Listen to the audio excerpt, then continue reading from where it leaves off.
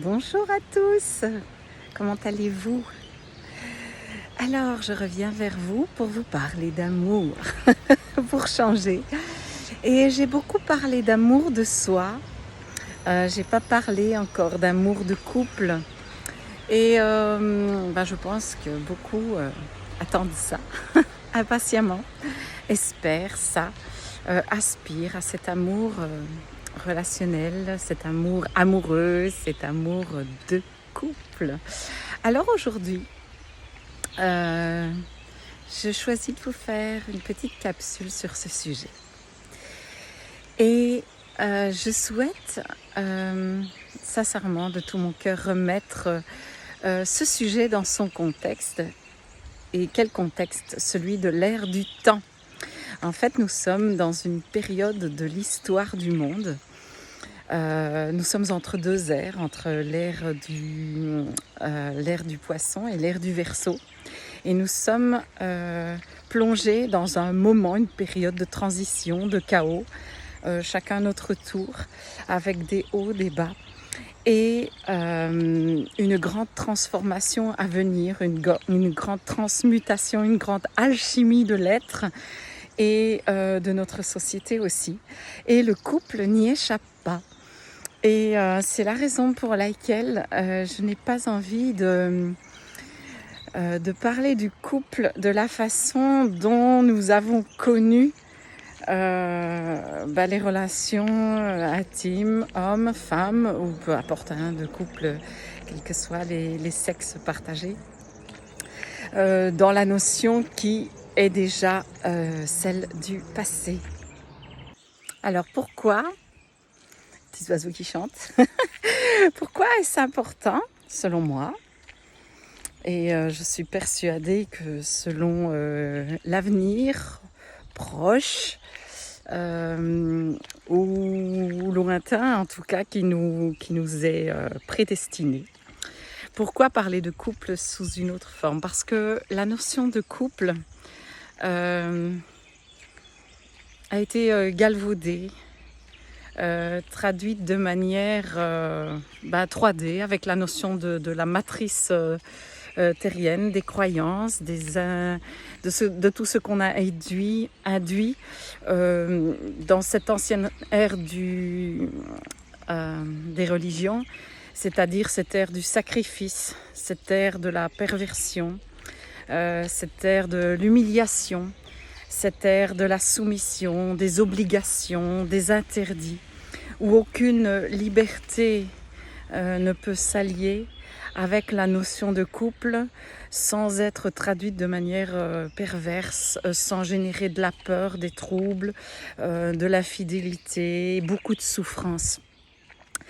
Alors, du coup, des mensonges, de la honte, de la culpabilité, beaucoup de choses à se pardonner, des couples qui fonctionnent à demi, à moitié. Pourquoi? Parce que nous n'avons pas appris à être nous-mêmes entiers dans notre complétude et dans notre plénitude afin de pouvoir être entiers à côté d'un autre entier et pas des demi à moitié qui sont la béquille l'un de l'autre, la compensation l'un de l'autre. Et cette ère de chaos va nous plonger dans ces coins obscurs de nos âmes, de nos blessures, de nos peurs, à un moment ou à un autre, afin de nous permettre de contacter cette part de nous blessée, de contacter cette part de nous qui est en vide, en manque parfois de construction, en manque parfois de connaissances, en manque parfois très souvent et probablement le plus d'amour et d'amour de soi. Et vous pourrez faire le lien ici de pourquoi j'ai d'abord abordé l'amour de soi, parce que c'est vraiment l'amour de soi, l'amour de l'être complet en soi, de l'être divin que nous sommes, qui permet d'atteindre cette complétude et qui permet alors d'être entier auprès des autres. Ça, je vous en ai déjà parlé. Et dans le couple aussi. et qui va permettre justement un bel équilibre avec le respect de la liberté, de nos différences, la liberté du respect de nos rythmes et permettre justement une fidélité, une complicité dans le couple qui n'était pas possible ou avant ou qui n'était souhaité que par l'un des deux et très souvent confuse de par les notions de dépendance associées à cette définition de l'amour. Alors, comme dans toute période de changement, de transformation, il y a des âmes éclaireuses, des âmes qui sont des guides, des âmes qui viennent œuvrer pour remontrer la voie, le chemin. Donc, beaucoup de couples sacrés se sont donné rendez-vous sur la terre en tant qu'âme pour venir se défier de cet amour multidimensionnel, de cet amour transcendant, de cet amour inconditionnel, de cet amour différent. Et si je dois le résumer, de cet amour sacré. Donc, beaucoup d'âmes sœurs sacrées vont se retrouver, se mettre au défi d'aller guérir profondément ces blessures, d'aller vraiment faire cette profonde introspection avant d'autres. Alors des couples d'âmes sœurs sacrées, des couples d'âmes jumelles, des couples de flammes jumelles sont en transformation pour le moment, sont en mutation afin de pouvoir incarner ces couples sacrés sur la terre. Et ils sont à ce grand défi du chaos du couple avant le reste des autres personnes de la terre pour être ces guides.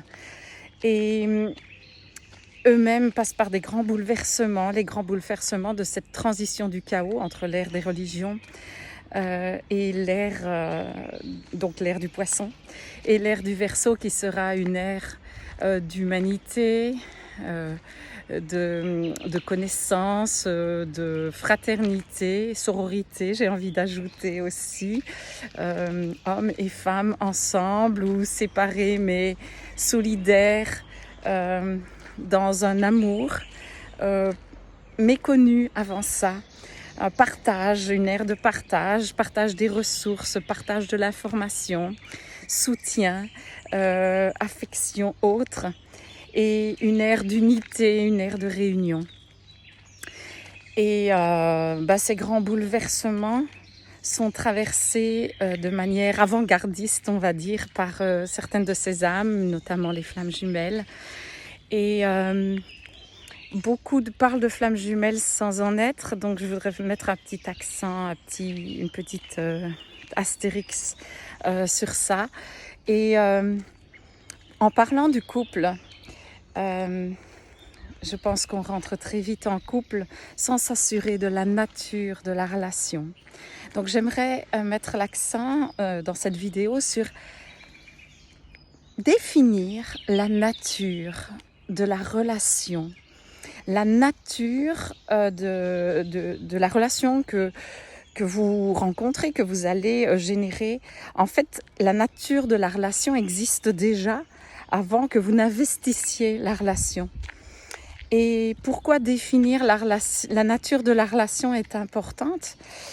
Parce que s'il s'agit d'une relation d'amitié, s'il s'agit d'une relation de nature karmique afin de payer sa dette karmique quelque part et de nettoyer les choses, s'il s'agit d'une âme partenaire professionnelle ou artistique. Et voilà que parce que je ressens de l'amour puissant, puisque les énergies divines et d'amour sont en train de se manifester de manière plus puissante sur la terre, et bien voilà que je couche avec cette personne ou que j'investis une relation de couple dans laquelle j'engage mon temps, j'engage mon énergie, j'engage mon investissement, parfois un déménagement, un emménagement, parfois un engagement.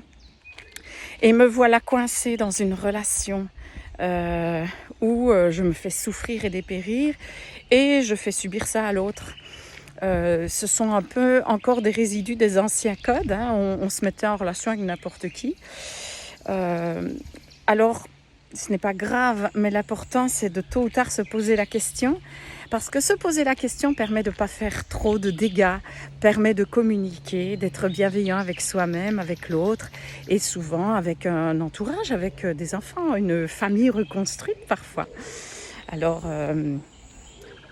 important pour moi d'attirer l'attention sur ce sujet, de prendre le temps d'écouter en soi, non pas avec l'autre, mais d'abord en soi, de prendre le temps de rencontrer la personne sur une période assez longue, avant de me jeter dans ses bras, avant de mélanger nos êtres, nos énergies, nos substances aussi, parce que quand on va commencer à mélanger ce qui nous constitue biologiquement, on va être beaucoup plus mélangé, avec beaucoup plus de difficultés de se défaire d'une énergie parfois qui est toxique pour nous, juste parce qu'elle n'est pas celle qui nous convient.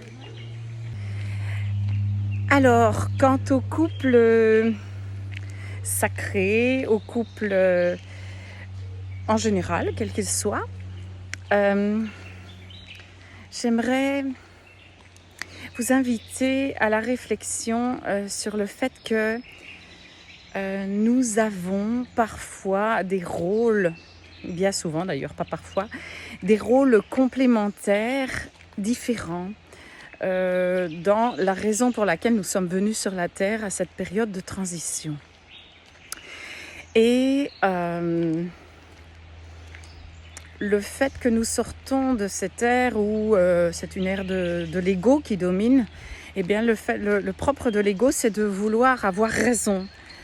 Et vouloir avoir raison, ça veut dire que quand je vais me confronter à la manière dont l'autre fait le chemin, peut-être à son rôle d'âme sur la terre, même s'il s'agit de mon double d'âme, même s'il s'agit de mon âme sœur, de mon âme jumelle, de ma flamme jumelle, eh bien, en essayant de me trouver, le propre de se trouver, soit de se chercher, soit de se révéler à son âme, de se révéler à qui l'on est et à ce que l'on a à faire. Donc, quel est mon rôle, ma mission d'âme ? Parce que ces personnes-là viennent toutes avec une mission. Eh bien, si j'ai besoin de valider la façon de faire de l'autre, la façon de se mettre au monde, de se révéler de l'autre, peut-être je passe à côté de qui je suis en voulant absolument montrer que cette personne a tort, alors que cette personne n'a pas forcément tort, c'est juste sa manière d'être au monde. Donc dans les rôles d'âme sœur sacrée, d'âme jumelle, de flamme jumelle, vous savez que vous avez tous des rôles complémentaires. Parfois dans le couple, un est fait pour créer, l'autre pour manifester. Dans les flammes jumelles, un est là pour générer la réunion. L'autre est là pour porter les mémoires et pouvoir permettre d'avancer à travers cette période de transition. On pense les choses à court terme très souvent et en fait nous attendent ici, je vais dire, allez, une trentaine d'années où nous allons de manière planétaire, de manière mondiale, tous traverser tour à tour ces étapes du chaos qui se manifeste à l'extérieur. Et la seule façon de transcender, je vais même dire de survivre à ces étapes, c'est vraiment de faire ce chemin d'introspection, de guérison profonde des blessures de l'âme, du karma, de tout ce qui est accumulé de vie en vie. Vous y croyez pas, ça change rien. Si vous croyez pas au karma, eh bien, allez rencontrer vos blessures d'enfants, vos encodages. Les médecines vont changer, les accompagnements thérapeutiques vont changer parce qu'on va travailler vraiment au niveau vibratoire, au niveau quantique, au niveau subtil. Et certains accompagnements psychologiques ou médicaux ne correspondent pas à solutionner ces besoins. Voilà, donc tous ces couples viennent s'éprouver de cela pour pouvoir s'unir, se réunir, guider, construire, selon qu'ils sont bâtisseurs, selon qu'ils sont artisans de paix, selon qu'ils sont visionnaires, selon qu'ils sont passeurs d'âme. Il y a aussi un rythme et un tempo à tout passage, à tout changement d'air. Il y en a toujours eu à toute période de l'histoire. Pour le moment, elle est intense. Je vous invite pour ça à comprendre que ce couple extérieur auquel vous rêvez, auquel vous aspirez, que vous voulez manifester, que vous voulez vivre et que vous voulez vraiment, dont vous voulez pouvoir jouir et partager le quotidien, ne se réunit qu'à l'intérieur de vous-même. C'est au cœur de nous que nous retrouvons l'unité yin-yang, l'unité de notre énergie féminine et masculine, de notre intériorité et de notre extériorité, de notre gestion de nos émotions, de nos actions, de nos pensées, et tout cela aligné avec l'être spirituel, donc l'âme que nous sommes, et avec tous les défis que cela implique, nous entrons dans une ère spirituelle où chacun va apprendre la propre maîtrise du divin en lui-même, sera libre de ses croyances, de ses choix en matière de pensée et d'action, et ne trouvera son équilibre et son bonheur que dans l'alignement de qui il est et la réunion de ces deux énergies en lui.